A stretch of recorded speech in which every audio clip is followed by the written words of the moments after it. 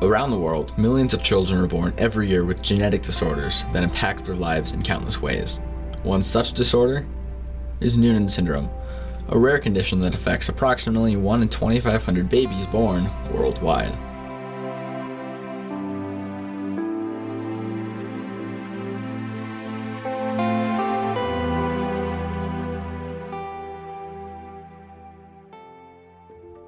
Noonan syndrome was first described by Dr. Jacqueline Noonan in 1963. Dr. Noonan noticed a pattern of unusual physical features and developmental delays in a group of children in her clinic, which led her to investigate further.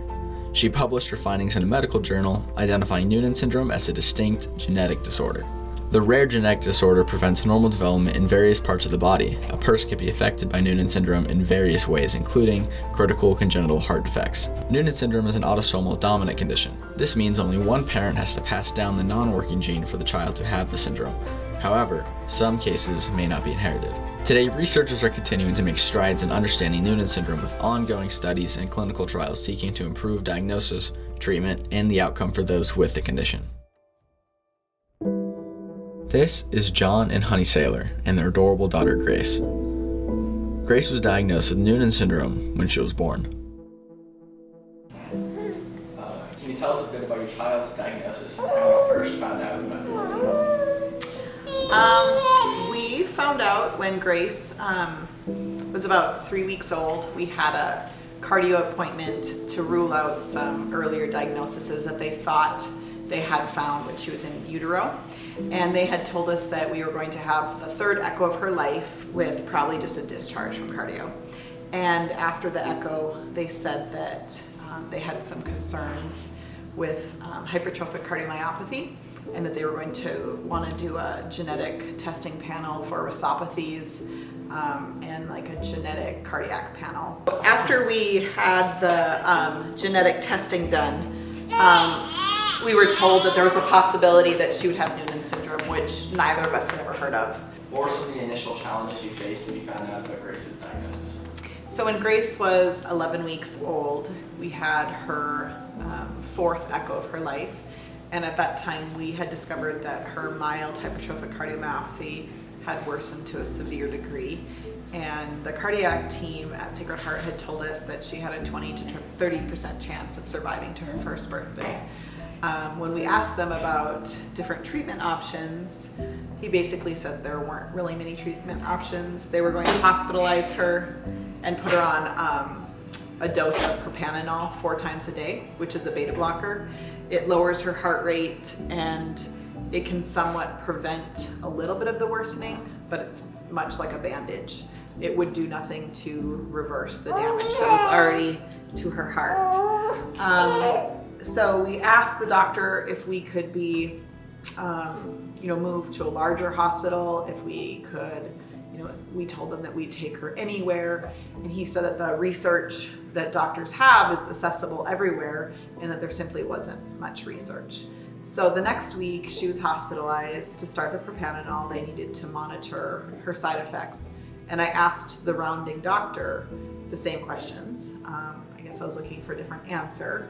And he said there hasn't been research. And in that moment, I knew that that was wrong because I had been reading everything, and I remember reading an article from 2019. I did not remember what it was about, but I knew that there was current research. So after we got out of the hospital, I started doing everything I could to look up hypertrophic cardiomyopathy, Noonan syndrome, research, treatments, and I found a newer study with a doctor out of Montreal and Dr. Gell in New York City that was using chemotherapy drugs to treat the hypertrophic cardiomyopathy. And that's kind of when our story changed. It was a Saturday, and I found probably 11 articles on hypertrophic cardiomyopathy and trametinib, which is a chemotherapy drug that was showing to shrink heart tissue like it would shrink a tumor. And so I sent 11 articles to her cardiologist, and I sent articles to the geneticist that we also deal with at Sacred Heart, and reached out to a friend who also has a child with a rare disease locally And she gave me just a couple ideas. She told me to email the rhesopathiesnet.org, maybe the National Institute of Health. So I basically reached out and emailed every organization that I could think of, basically in desperation, asking to have Grace be placed in the clinical trial, how to get access to the medication. It took about 2.5 weeks of fighting our cardiologist, the insurance, calling every day, emailing every day, and we've received a lot of pushback from the cardiologist. He was really worried about the side effects of the clinical trial because there was not much information known about it, but I asked him if the side effects were worse than death, and that's when he finally approved for us to move forward, and he was going to prescribe the medication for Grace. I also called the insurance company multiple times and would tell my story to anybody who would listen. It was denied a couple times, and I finally got a hold of, on the last call, I got a hold of a woman who finally listened, and I basically told her every last detail about Grace's life and that we weren't going to stop fighting for her. And the last appeal was approved, and Grace was given 4 months of the medication. Trametinib costs $4,000 per month. So she was hospitalized within about 2.5 weeks of that initial diagnosis that she would have a 20 to 30% chance of survival. And she was put on trametinib, and she is thriving now. She's had an echo in November, December, January, and March, and she's not had any worsening of her hypertrophic cardiomyopathy. We have our next appointment on May 31st, and we are hoping that we see a reduction of the tissue.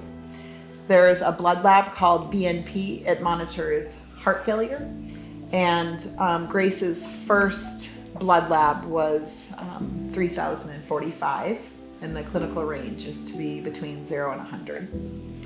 And at her last blood draw, her BNP had dropped to 804. So we are hopeful that her heart is responding to the medication.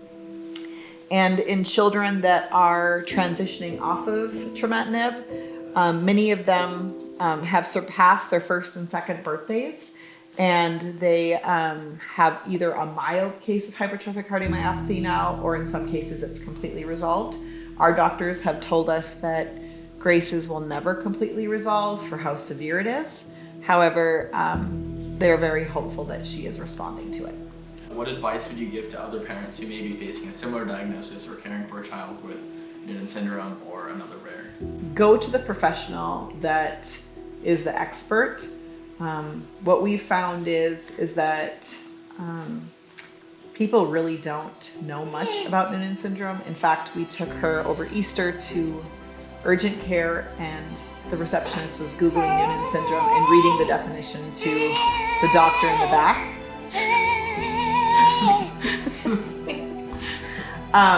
We ended up, in my research, finding Dr. Gelb, who's a doctor in New York City, and we did fly Grace out there. He's kind of like the lead of our care team now, and so anything that we need to run by a professional, we actually double check and run it by him. He is the expert, he's leading the research. And the truth is, the cardiologists at Sacred Heart don't have the information to treat her. And we were given false information along the way, so now I have a bit of a lack of trust. So I would suggest that anybody who has a rare disease to find that professional.